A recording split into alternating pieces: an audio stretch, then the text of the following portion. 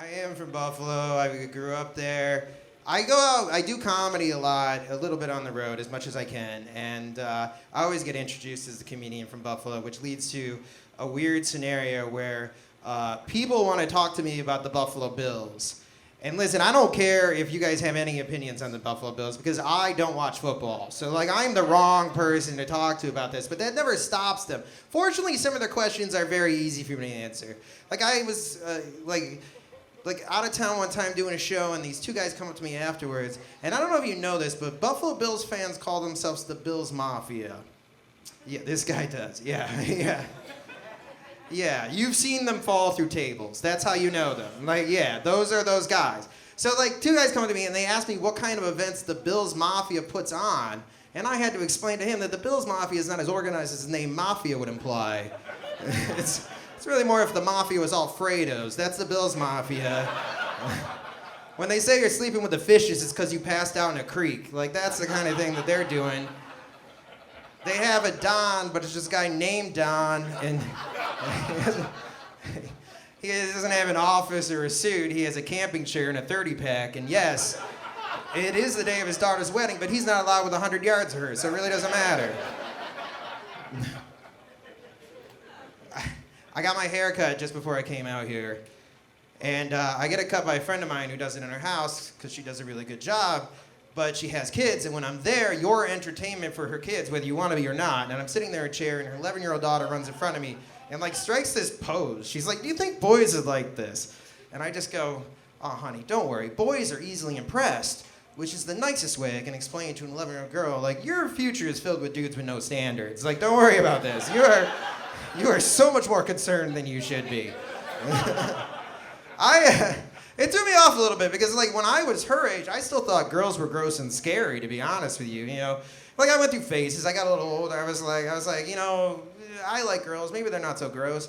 And I got even older. I was like, you know, maybe I can talk with them. Maybe they're not so scary. But then I got even older, and I had a girlfriend, and she drank an entire bottle of wine on her period, and I was like, oh, shit, I was right the first time. Should have stuck with my gut on that.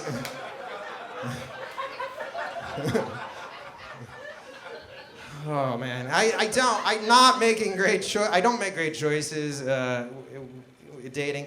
I dated this girl that was a lot younger than me. She was in her early 20s, and we won't talk about how old I am. She liked to do that thing where she called me daddy, though.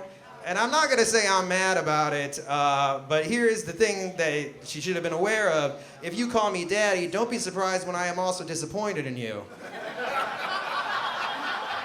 Your father might have a point about that theater degree. There's nothing I can do here. What I'm saying is I also have to work the night of your piano recital. I can't make it. And this spanking is no longer sexual, it is an actual punishment. You know what you did. I also have a tendency to like women who have had something really traumatic happen to them. This is a reoccurring thing where like on the second or third date, they'll take me aside and be like, listen, if we're gonna keep going forward, I need to tell you all this. And then they tell me something really terrible that happened to them. And then from that point on, I feel so bad about it that I am incredibly gentle with them at every moment I possibly can be. And that ruins the relationship because that is not what they want. What they want is to be strangled with a very specific amount of force. Like enough to trigger the orgasm but not trigger the memories. Like that's a lot of pressure to put on me while I'm trying to have sex. Like I shouldn't be in charge of all that. I'm not even doing it with my own breathing. I look like I'm having an asthma attack. And I'm not afraid to admit that because, listen, ladies, if you're with a guy who doesn't look like he's having an asthma attack, he's not giving you his all. You should bring that up. I know a little something about traumatic stuff happening to people. I got shot a couple of years ago.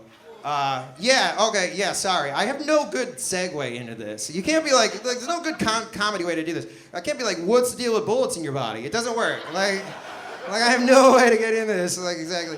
I was leaving my house in the middle of the night to go to a bar because I'm terrible. And somebody tried to rob me right outside my house. They literally ran out of some hedges at me and yelled right in my face. They yelled, give me all your shit. And of course, being myself, I told him to go fuck himself. Because it's fight or flight, and I chose the cool one, right? Like, when presented with two options, why not? So we wrestled for a little bit, and he shot me in the stomach and ran away. Yeah. And I would love to sound like a super badass here, but like I went from my porch light into the street that was like completely dark. I didn't really even realize he had a gun until he shot me. So like if I have one main complaint about this shooting, it was bad lighting.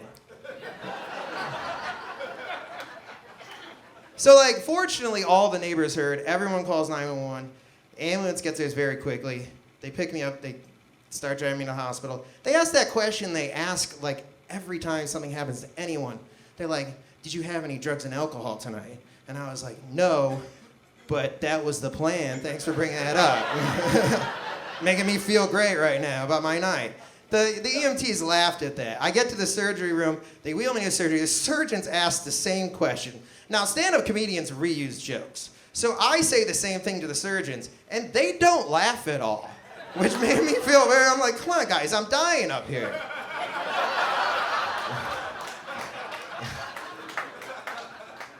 Fast forward 2 days, and I mean fast forward because I was unconscious for 2 days. Fun fact about getting shot, all drugs are legal for you at that point. I woke up and they're like, you're on opiates right now, but if you'd like some heroin or some Oxycontin, or you just want to do coke until you can't feel your body anymore, like we can make that happen. That's not even that much of a joke. When I was in the ICU, they tried to fill my Adderall prescription, and I had to stop them and be like, you guys think I want to be more aware of what's happening right now? I was in the hospital for 2 weeks, and obviously I got out. I'm fine. I'm here. But it's not actually that hard to get out of the hospital. Like there was a physical therapy test, but it was like you get into a fake bathtub or like go up some fake stairs, and the physical therapist is like taking me into the fake bathroom, and I swear he almost tripped and fell on the doorway, and I'm like, if you fall, I get an automatic A on this test. Like, I get out. I went back to work for a couple of weeks, and I actually had an intern ask me like this ridiculously awkward question, and don't judge her too harshly because she was like from South America or something like that, and but she asked me she whispers to me, was the guy who shot you black? And I'm like, okay, yeah, I mean he was, yes, but you gotta judge everybody individually on the good, the bad, and the ugly that they do personally. And that was the answer I told her, and I thought it was a pretty good answer. But I also thought, much stupider in my head, like, even if I was some kind of asshole that had, like, a ranking or a list of bad things that black people had done to me, like, I have a black ex-girlfriend. She's still at the top of that list. Like, it's not even close. Like, this dude just shot me. He didn't tell me he loved me before he did it.